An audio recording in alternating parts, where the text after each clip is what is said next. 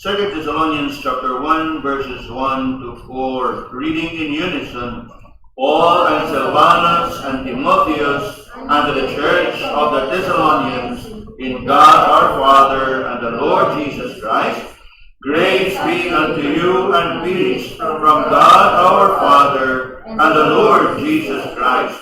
We are bound to thank God always for you, brethren, as it is me, because that your faith groweth exceedingly, and the charity of every one of you all toward each other abounded, so that we ourselves glory in you in the churches of God, for your patience and faith in all your persecution and tribulation that ye endured.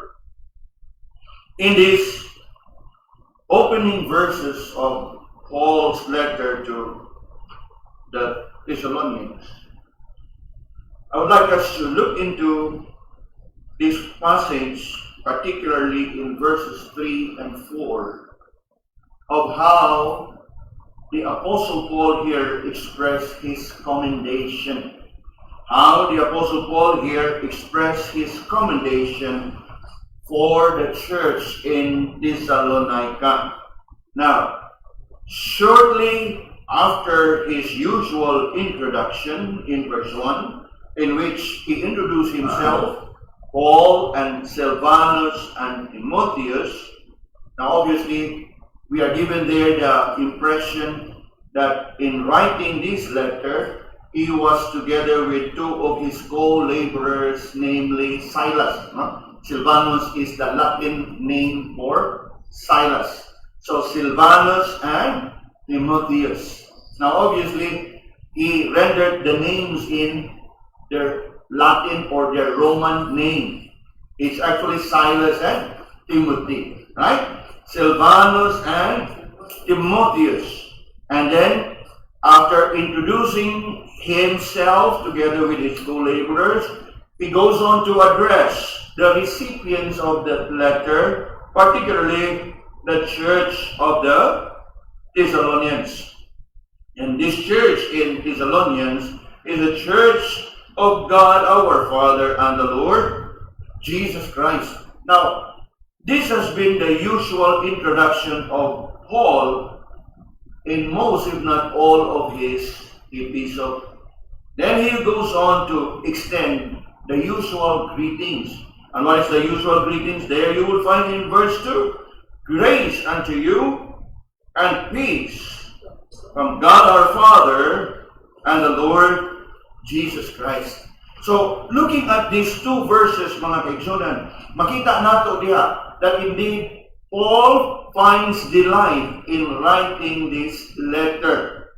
Naa siya'y kalipay sa iyaha nga pagsuwat ni ini nga suwat. Now, I mentioned a while ago, most if not all of these epistles. Why is it? Because there are certain letters that don't contain greetings like this. Now, I give you an example. Turn to the book of Galatians. Gani, kung imong mabantayan diha sa Galacia,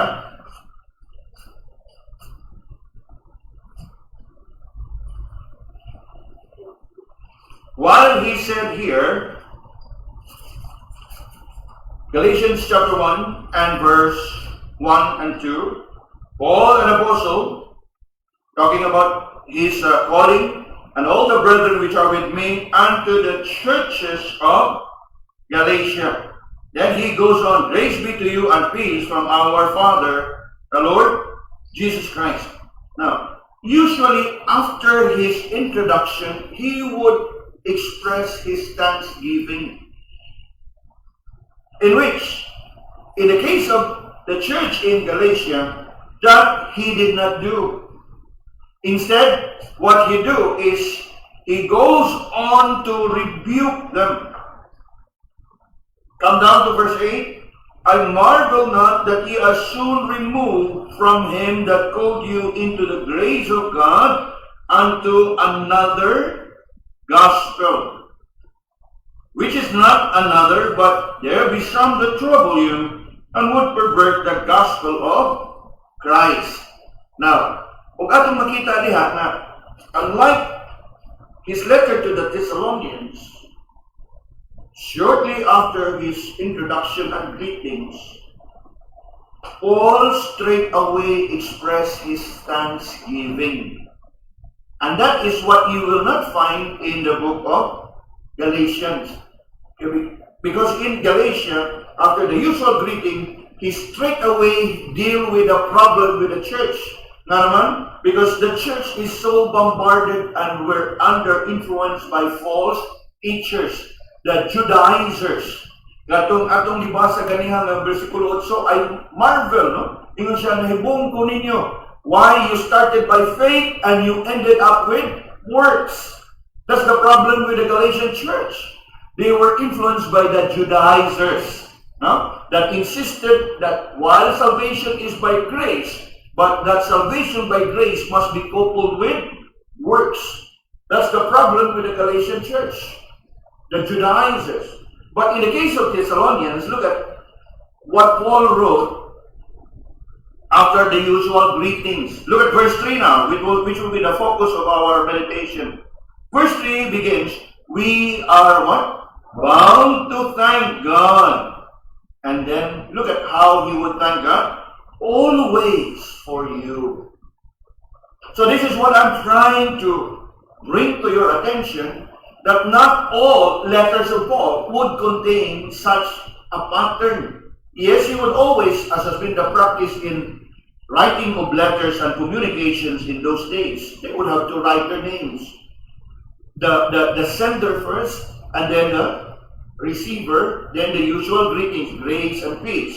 But unlike his letter to the Galatians that doesn't contain even a thanksgiving, here we read of Paul expressing his thanksgiving to the Lord. And what is it like nga iyahang nga gipasalamatan sa Ginoo? Now, look at verse 3 closely. And I'd like us to consider 3 bases of Paul's thanksgiving or commendation. Notice how the Apostle Paul here, firstly, have expressed his thanksgiving to the Lord for their faith that has grown greatly. Paul expressed his thanksgiving to the Lord for their faith that has grown greatly. Look at the first part of verse 3. We are bound to thank God always for you, brethren, as it is meet. Why? Because that your faith groweth exceedingly. If we can go back to his first letter in 1 Thessalonians chapter 1, the Apostle Paul already has expressed his thanksgiving to the Lord for this church. Now, turn your Bibles for a while to 1 Thessalonians and look at verses 2 to 4 of chapter 1. Tanawa diha in 1 Thessalonians, okay, 1 Thessalonians for comparison. Now, 1 Thessalonians chapter 2, or rather chapter 1, looking at verse 2 to 4. Tanawa, we give thanks to God always for you all, making mention of you in our prayers, remembering without ceasing your work of faith and labor of love and patience of hope in our Lord Jesus Christ, in the sight of God and our Father. Look at verse 4. Knowing, brethren, beloved, your election of God. You see the word there, election. But this message is not about the election of God. But what I want us to see in here is, in his first letter, mapasalamaton na daan si Paul sa mga kaigsuonan sa Thessalonians.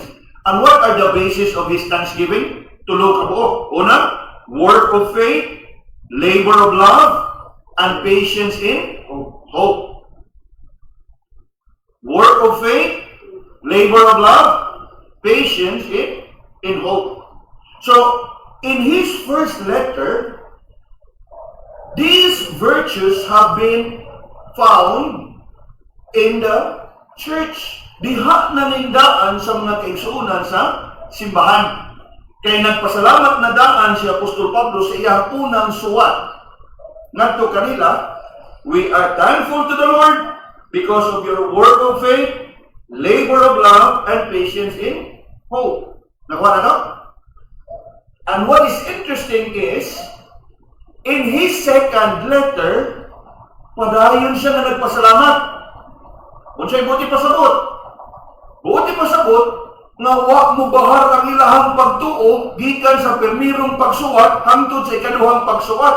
Gani, in verse 3 of chapter 1 of 2 Thessalonians, makita nato diha nga nagpadayon sa pagtubo ang ilang pagtuo. Now, go back to our text. You have seen there, right? In his first letter, Paul already have expressed his thanksgiving to the Lord because of their work of faith, labor of love, and then what? Patience in hope. Now, between the first and second letter, there is a span of time. Okay? So, in a span of time, posible ang uban mubahar sa ilang pagtuo. Pero dili ang Thessalonian church. Kaya in that span of time between first and second letter, nakita nato sa atong teksto karon nga si Apostol Paul nagpadayon sa pagpasalamat sa Ginoo kay nagtubo ang ilahang pagtuo.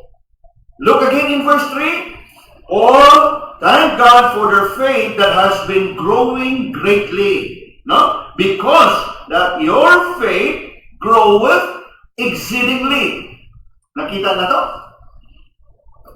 Now, you could just imagine ang kalipay ni Paul. Sa permiro niyang pagsuwat, he already has that commendation that you are indeed growing in faith. And then in his second letter, padayon siyang nagpasalamat kay wala mo magtubo. Grabe ang inyong pagtubo. And that is something for us to reflect on. Kaya nga naman, more often than not, ang Kristohanon magkadugay sa pagtuo, magkabahar.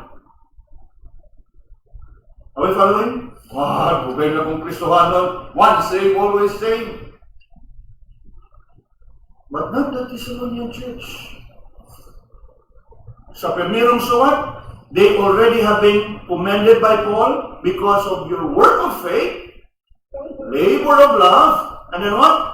Patience and hope. Now, of course, you can be sure na dili lang nagdistansya duwag adlaw ang iyang first o second letter. There is a span of time, maybe a few years perhaps. Ngayon na no? But then, despite that span of time, what?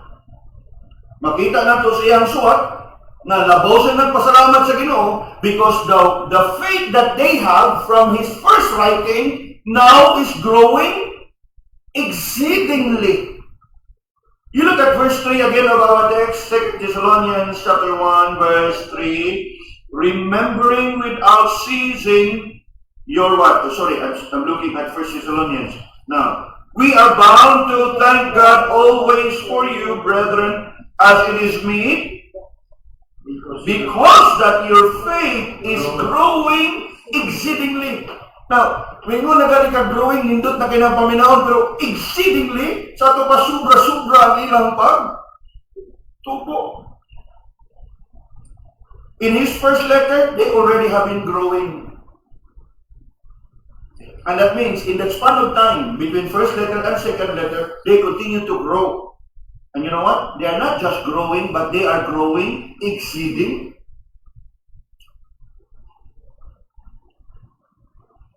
Growing exceedingly means to increase above ordinary degree. To be described as growing, hindot na kayo na. How much more if you are being described, you are growing exceedingly. In other words, sobra-sobra ang pagtubo.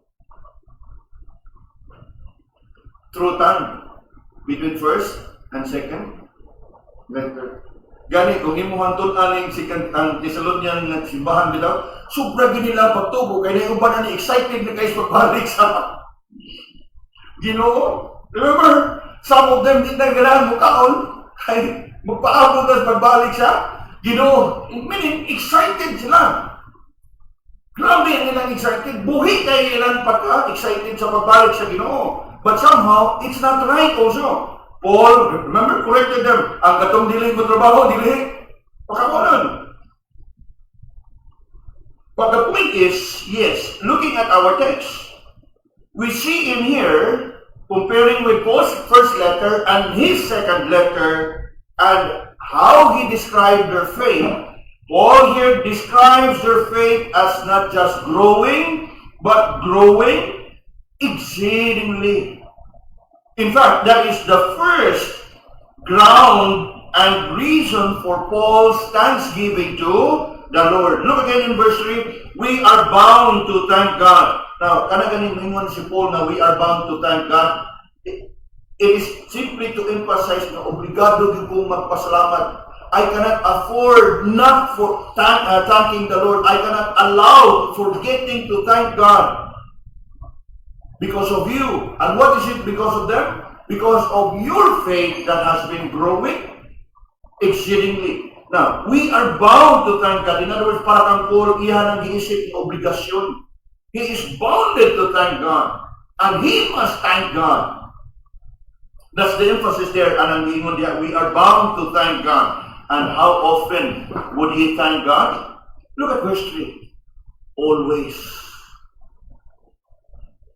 Meaning, it's not just a one-time act of thanksgiving. That each time he would remember the church in his prayer, he would always thank God for the church. For what? Their faith that is growing exceedingly. Sa mga kaigsunan, that we who have been saved by faith, we are expected not just to remain in faith, but we are expected to grow in faith. Dili pa lang lugar, I mentioned this in one of the messages. Faith is a gift from God, but once we receive it, we are supposed to exercise that faith. And true, genuine faith is never ecstatic. Meaning, it's not stagnant. It's not steady. It's not static. It's either you are growing or you are regressing.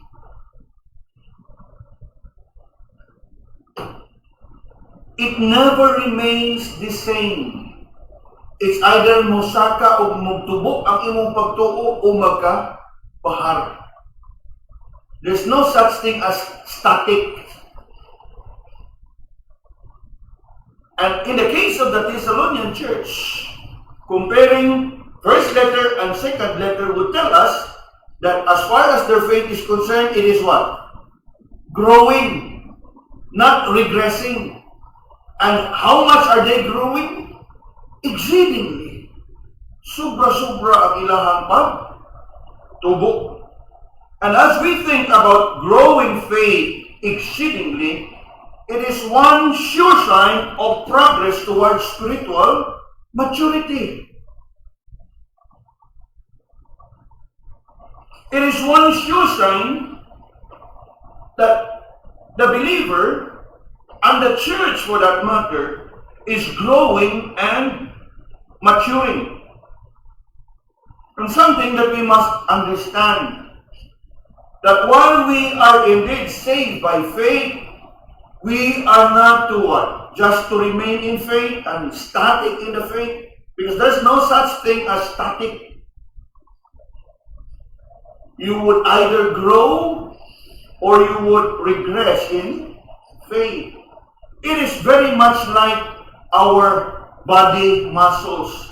Now, body muscles, if you won't exercise, it will not be developed. But if you give yourself to exercise, makita gini mo nga ma-develop ang imong body muscles, even your physical body. And so it is sa ato ang Kristohanon nga paglakaw o pagkinabuhi, hilabi na ang atong pagtuo. We need to exercise our faith so much so that it grows, it develops, and matures. And that is how the Apostle Paul commends the church in Thessalonica. He thanked the Lord for their faith that has been growing greatly. Now this is very interesting. Why would I say interesting? Because nowadays, people would what? Commend the church in terms of the size. Or people would commend the church because of the furnishing on the resources of high-tech yung simbahan. Di niya atong makita ang tinud-anay nga sukaranan with regards to a church. Paul commends the Thessalonian church not for any other reason but for the faith that each one of them had. So, pwede di ay, nga bisan o gamay nga simbahan sama kanato, if each and every member is growing in the faith, we can also be commended in the eyes of the Lord. For after all, that's the true measure of spiritual growth and maturity. Nakuha na ito mga higsunan? It's not about the size of the church. It's not about the resources and the facilities in the church. Although kanindot kayo og naa sa taana in God's time as the Lord provides, right? But we don't have to wait for the time to be commended in the Lord as growing in faith. Because this, first and foremost, is an individual accountability. Each and every member of the church is supposed to grow. And how we should grow? God willing, if we can emulate the Thessalonian church, to grow is even good. But to grow exceedingly is better. Leaps and bounds. Na siguro sa tuwang kahintag o sa tuwang sitwasyon, yes. We don't have to wait for the church to grow big, as in big in size, in terms of the building structure. We don't have to wait that we can have our own piece of land and our own church building. Kanindot na kayo where we are now, if each and every member of the church can be described as walking in the faith and growing in the faith and growing exceedingly in the faith. Yes, you can see it for yourself. The ground and the reason of Paul's thanksgiving to the Lord is not because the congregation has grown in size. While it is commendable kung mudako o mulambo o mudaghan ang madaha diha sa kasimbahanan, or the church building has grown and has improved, Paul here expressed his thanksgiving to the Lord because of the faith of everyone in the church has grown exceedingly. Ikaduha mga kaigsunan. Notice here how the Apostle Paul expressed his thanksgiving to the Lord for their abounding love for one another. Still in verse 3. Look at verse 3. We are bound to thank God always for you, brethren, as is it me, because that your faith growing exceedingly. And then look at this part. And the charity of every one of you toward each other abounded. Now what is charity? Love. So, maunang ikaduha nga rason nga nung mapasalamaton siya sa Ginoo. Your faith grow exceedingly and your love abounded. Now, faith grow exceedingly. Faith is in relation to God. Then their love in relation to one another. Now, obviously, we know, given na that if they are able to love one another as such, all of them also have that love for God. Remember? Love for God, love for one another. Now, look closely here. Notice what the Apostle Paul here said. And the charity of every one of you all toward each other abounded. Again, I encourage you to look closely and observe the passage. I bring your attention to these two words. Every one of you, unya ni ano pagit all. Basta mo na? every one of you, all. Hindi mo na ganit kag everyone, tanan, di ba? Kung gibutan ng pagyo, all. That is for emphasis sake, to really emphasize na as far as the Thessalonian church is concerned, it's not only a few of the brethren in the church who have been growing in their love, but rather every member of the church. They have grown in love towards one another. Look closely. And the charity of every one of you, or toward each other, abounded. In other words, saway pabor-pabor na as legugma sa usag kanila. You know, mga kaigsunan, sad as it may be, typical of every Christian church, there are those people who seem to be choosy kung kinsay ilahan. You know, they try to establish a clique. Mao ni akong circle of friends. That should not be the case. A true church is a church that is characterized with love. And what? Abounding love. Not just to a few. Not just to your circle of friends. Remember? Everyone. All. Look again in verse 3. And the charity of everyone of you all.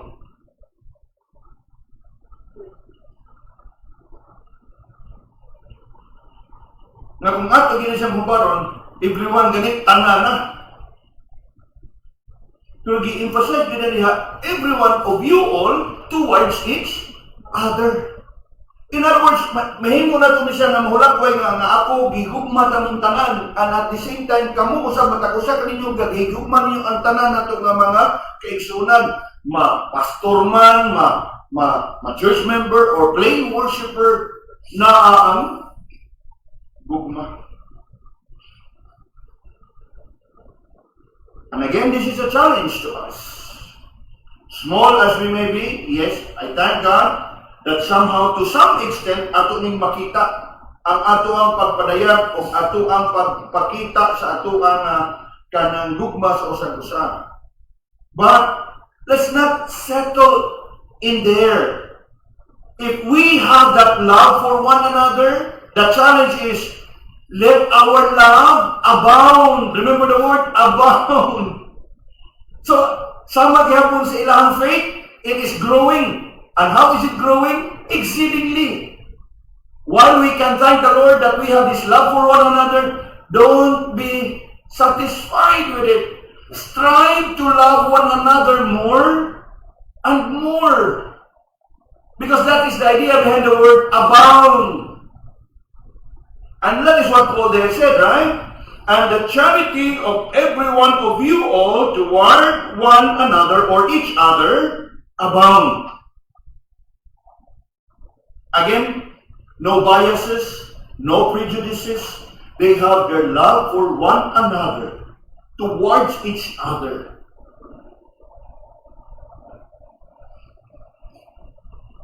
Kini sa pagdasig kanato mga kaigsunan, may we grow in our love for one another. And how we will grow? Abounding. Abounding. Now, nga nung malipayon si Apostle Paul ini, remember, atong ikumpara ka kaniya, di ba? Your labor of love.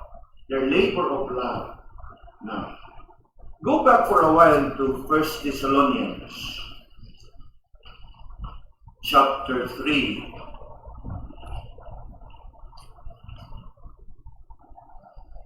And verse 12. 1 Thessalonians chapter 3 and verse 12. Dinhi naa siya pagdasig, dinhi naa siya pag-awhag o iya ginang ipadayag nato kanila. Maybe we begin looking at verse 11. Now God Himself and our Father and our Lord Jesus Christ direct our way unto you. Look at verse 12 now. And the Lord make you to increase and abound in love one toward another and toward all men, even as we do toward you. Now, first letter, iyan ang pagdasig. Not that they don't have that love in first letter, but he encouraged them to increase. Increase. Because as I have mentioned a while ago, these virtues are not static. Kung di ka magtubo sa imong gugma, nagkahinay ug nagagamay ang imong gugma. Kung wa ka magtubo sa imong pagtuo, nagkaubos ug nagkaubos ang imong pagtuo. There's no such thing as stagnant, kanang status quo. And as we read here, he exhorted them to increase. To increase simply means they have been loving one another. Pero ang pagdasig ni Paul, i-increase pag yun ang inyong gugma sa usah, paumintuhin, pausbawa pag yun. Nakuha na? Now, go back to 2 Thessalonians again. A matter of period, a span of time has lapsed.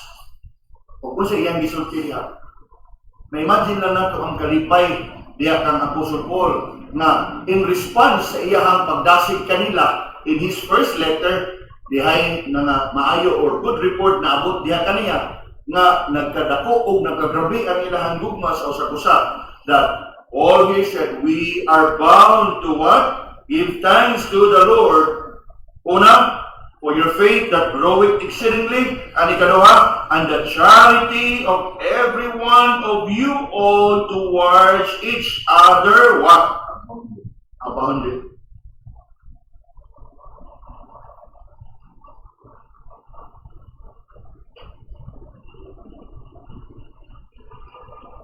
It's just amazing how a church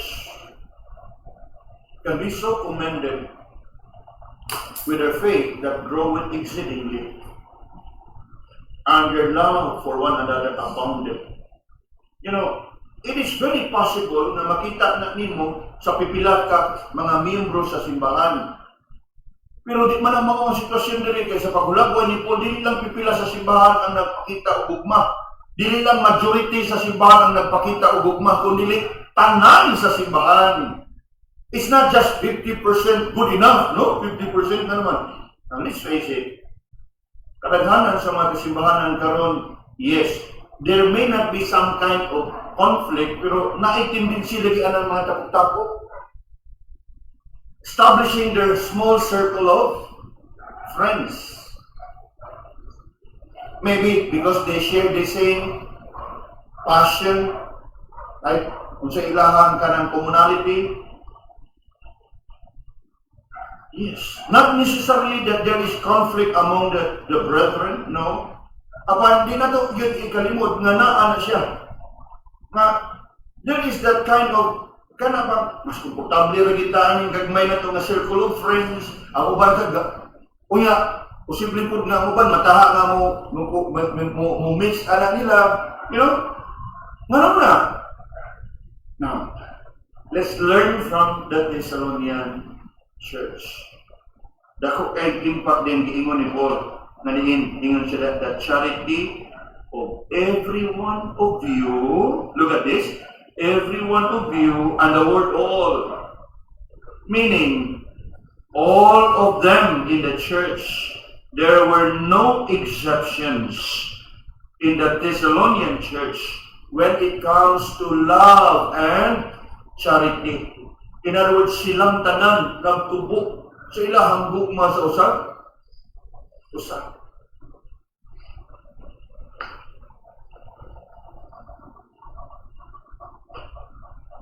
And I am sure you know this, right? That the measure of Christianity and the best evidence of the Christian faith is love.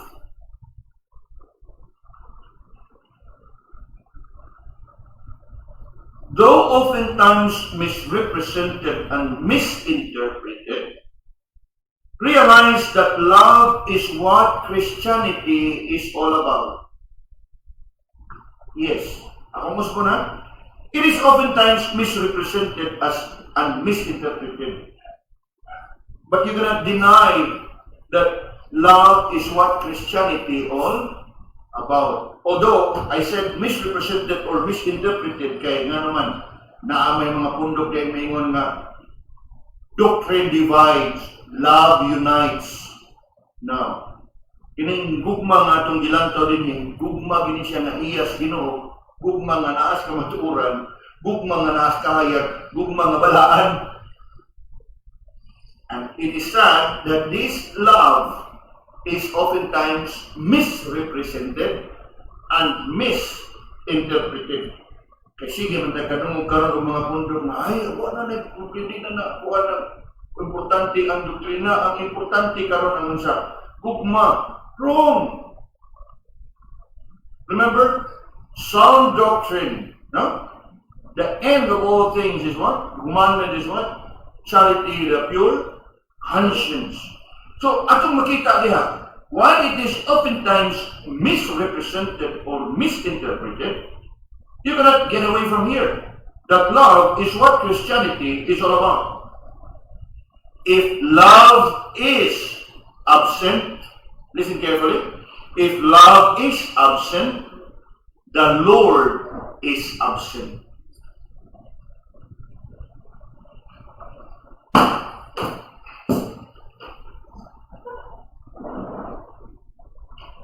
Turn your Bibles for a while to 1 John chapter 4.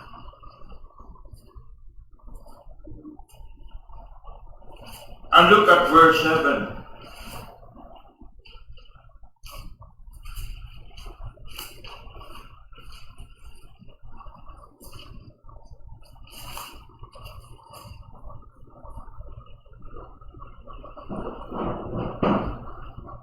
Kung siya itong mabasa niya, Beloved, let us love one another, for love is of God, and everyone that loveth is born of God, and knoweth God. Verse 8, He that knoweth not God, for God is love. Indeed, we cannot run away from this truth that Christianity is all about love.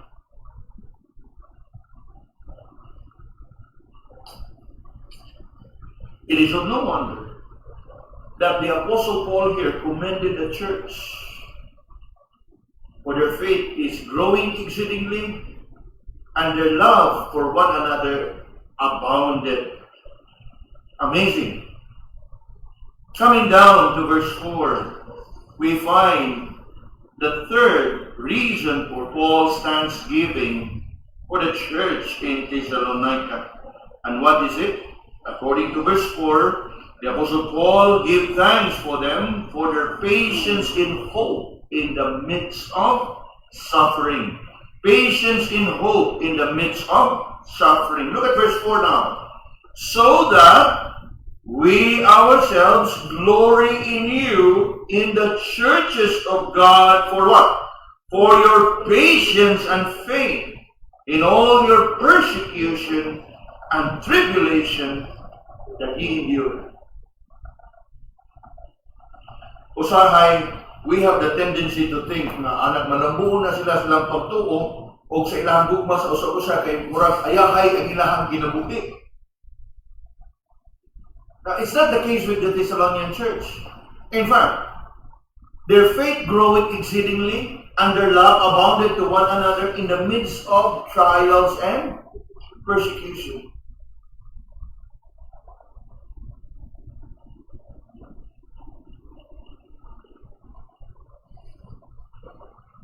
Look at what Paul said. So that we ourselves glory. It's not just about he is thankful, he is glorying. Murag ba sa tuwa pa na siya, murag na proud ba siya sa simbahan sa Thessalonica tungod sa grabe nga testimonya nga ilahang ipakita. Now, to grow exceedingly is one thing. To love aboundingly is another. How much more persevering and enduring in the midst of trials and persecution. So that erases the impression na, ay basig, everything is all well sila ha, all things are doing well and everything is fine with them. Mauna nga, nagtubo ang ilang. Typical of any Christian today, kung daghan ang panalangin sa Ginoo, praise the Lord, hallelujah, the Lord is good. Pero huwag gani, awasan. What about them? Their faith is growing exceedingly, their love for one another abounding, even in the midst of trials and tribulation. Look again in verse 4. So that we ourselves glory in you, in the churches of God, for your patience and faith in all your persecution and tribulation that ye endure. Look closely at that part. We ourselves glory in you in the churches of God. Meaning, sa mga kasimbahanan nga maatuan ni Paul, di isang makapugong sa pag-share kaniya na bless kay ko sa simbahan sa Thessalonica. In other words, he, using the word in a good sense, he seemed to be proud. Iyang gikahimot, iyang gikalipay na iyang i-share na ito sa ubang kasimbahanan ang testimonya sa Thessalonian Church. And that is what we read there. Tanawa pabalikan, so that we ourselves glory in you in the churches of God. Meaning, sa mga higayon o sa mga panahon na makangadto siya sa uban ng mga iglesia, in all his journey, he will see to it na iyang masangyaw dito ang testimony sa Thessalonian Church. And what is the testimony of the Thessalonian Church? Faith that is growing exceedingly, love that is abounding, and patient in faith, in hope, in tribulation. Now, move on. Ingon diya, we ourselves glory in you, in the churches of God, for your patience and faith. Look at this. In all your persecution and tribulation that you endure. So that erases that wrong notion or the oftentimes misconception na adasi kay na sila kay maayo magdagan sila ang kinabuhi. Malipayon kay sila kay maayo man ang dagan sila ang kinabuhi.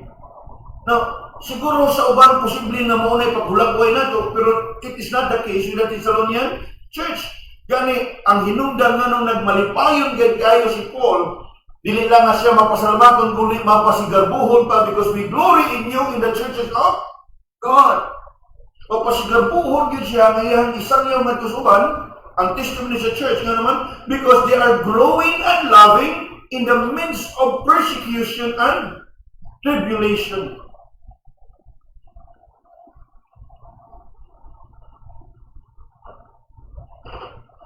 Notice the last word in the verse. In all your persecution and tribulation that ye endure. Wow. Kana, maghatag na itong hulagway na dili lang usa ka persecution o dili lang usa ka tribulation. But many persecution and many tribulation. Kung ano? Look closely at the verse. In all your persecution and tribulation that ye endure. Now, of course, these two words are oftentimes used interchangeably, synonymous. Pero as it is used here, they mean two things. The word persecution here refers to their persecution they suffer in the midst of their faith. Nga naman, these people who have been converted to Christianity, they were once idol worshiper. They were once idol worshiper. And remember, they were in Thessalonica. If you're familiar with the account in the book of Acts, it was in Thessalonica na diin, there were people who made a vow that they would kill the apostle Paul. Naghihipos, gitago din siya Apostle Paul para maka-eskapo. You can just imagine, these people who believe in the gospel, they also experience the same persecution. Now, go back for a while to 1 Thessalonians chapter 1. 1 Thessalonians chapter 1. And look at verse 6.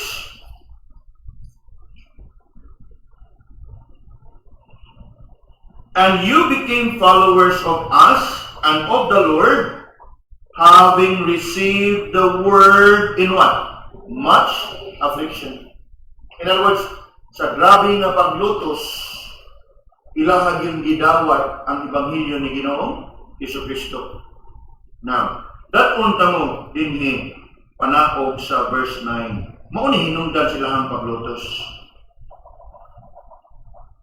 For they themselves show of us what manner of entering in we had unto you, and how ye turned to God from what? Idols, to serve the living and true God. Mao ni hinungdan sila ang paglutos. Kay kaniadto kauban sila sa ilahang mga kaubanan diha sa ilahang lungsod, sa ilahang dapit, nga gasimba sa ilahang mga idols. Apan karon ni padayag sila sa pagtuo kang Ginoong Jesucristo, ilahang gitalikdan o gibiyaan ang ilahang pagsimba sa mga Diyos-Diyos. And so what happened? They suffered persecution in the hands of their own friends, their families and loved ones na anaagya kong gasimba sa maong mga Diyos-Diyos. Now, oftentimes, pagkadungo kita niini sa atong panahon karon, oftentimes, imbis na mulikon pag-ayos pagtuo, ay kamunong sa diha, brad, kay shoot kayo. Di ba? Sa ato ang madungog kadaghanan sa atong panahon karon. Pero sa ila sitwasyon, bisan sa grabe nga pressure, bisan sa grabe nga paglutos, bisan sa grabe nga persecution, gipili gyud nila nga dawaton si Ginoong Jesucristo diha sa ilahang mga kinabuhi. With much affliction. Yes, that is how the church in Thessalonica is like. Grabe ang ilahang testimonya. Grabe ang ilahang witness sa ilahang pagkinabuhi niya sa Ebanghelyo. Now, what about the tribulation? Persecution, yes, in terms of their faith. The tribulation, in terms of their daily burdens and cares of life. Mga gibukaton, mga suliran sa matag adlaw na ilang giatubang. Tribulation. Persecution, ang mga paglutos na padayon nilang giatubang. And in the midst of it all, look at how Paul described them. We glory in you in the churches of God for your patience and faith in all your persecution and tribulation that ye endure. Makita nato diha mga igsunan na kining iglesia sa Thessalonica, it may not be that big. It may not be that huge a church. Gani, reading his letter to the Thessalonians and comparing it with his letter to the Romans, even to Galatians, that would give you a picture na kini siya, in terms of sa gidaghanon, dili ni siya ingon kadako sa simbahan sa Roma, the Roman church, the church in Rome. Nga naman, the fact na daghan kayo siya. Remember, all his greetings, daghan atong gipanganlan in chapter 16, chapter 15, chapter 16 in Romans, greet. That means, maway-ubay na sila nga. Compared to the church in Thessalonica, you don't find names here mentioned. Yet, they have been commended by Paul, not because they are huge in size, big in number, but what? Even in the greater virtues of what? Growing faith. And how does this faith grow? Exceedingly. Their love that is abounding to one another. And then last, their patience in the midst of suffering. Ato kahanglan taon na natuang kaugalingon na pagkinabuhi o paglakaw mga kaigsunan. And try to examine ourselves in these three areas. How is our faith? How would we describe it?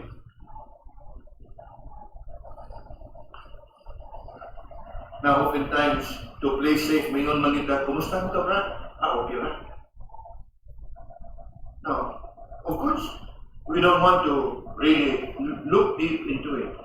But in terms of asking yourself, how is my faith? I hope you will not just say, okay, Rako. It's either you are growing in the faith or you are not growing. And if you are not growing in the faith, you are regressing. Because faith is not static. What about our love for one another? Is it abounding? You know, if it is not abounding, is regressing. Remember the rebuke of the Lord to the Ephesian church in the 7 churches in Revelation. Yes, with all the commendations, remember what Jesus said to them? Nevertheless, I have somewhat against thee. And what is it? You have forgotten your... Pero kung imong nagtang, na-busy sila sa buluhaton, that is what the Ephesian church is about in the book of Revelation. Na-busy sa buluhaton, strong in doctrine. Now, datong tamo dito sa mga kadiyot mga kaibigan. This is interesting. Revelation chapter 2. Gani, this is a sad reality nga angay na itong bantayan because posible kayo ning mahitabo na to. Now, look at chapter 2 of Revelation and verse 1. Unto the church in Ephesus, right? Look at verse 2. I know thy works, thy labor, thy patience, and how thou cannot bear them that are evil, and thou hast tried them which are apostles and are not. In other words, strong in doctrine. Dali kay makabantay og you are not true apostles. Nakuha na?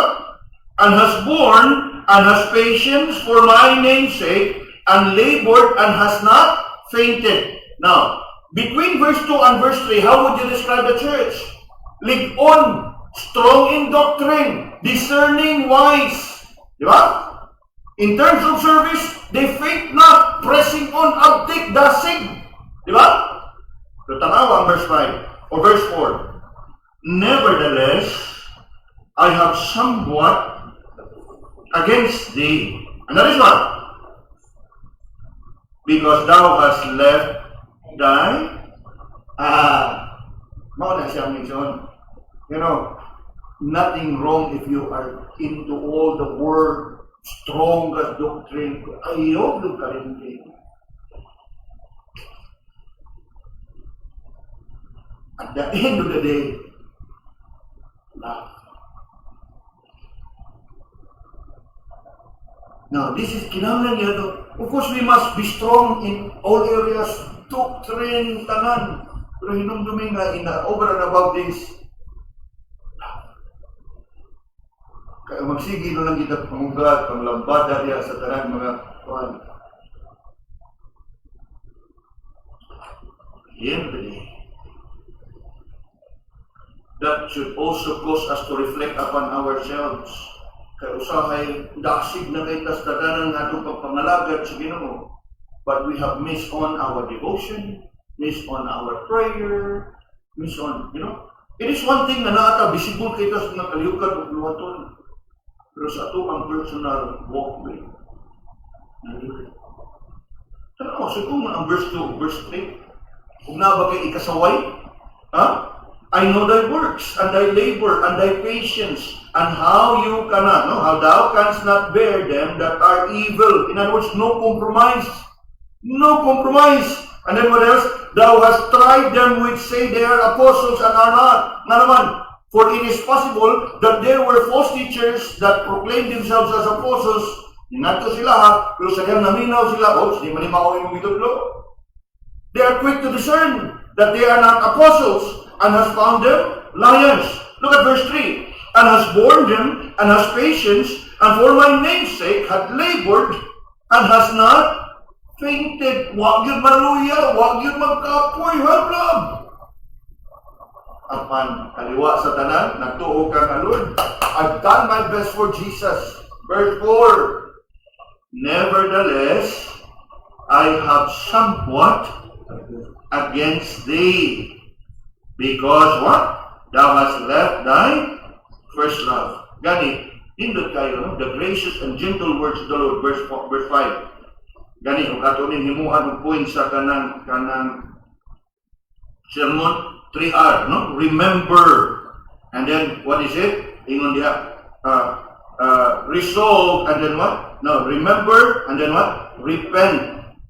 And resolve to come back. Now look at verse 5. Remember therefore from whence thou art fallen, and repent, and do thy works, do thy first work. Remember, repent, and then what? Return. Do the first works, and I will come unto thee, and I will remove that candlestick out of the place, except thou repent. Now, so much for that mga kaibigan, I just would like to emphasize to you na inun-anak kabilinhon, no? That we grow in faith, we also grow in love. And then what? We also endure and patiently endure. Now, coming to the end, sa ito ang papamalandong karon, let's examine ourselves. Are we the kind of a Christian that grow in faith, that abounds in love, and that has been patiently enduring persecution and tribulation? It is my prayer that we all would pursue these things and cultivate these things, these virtues in our life.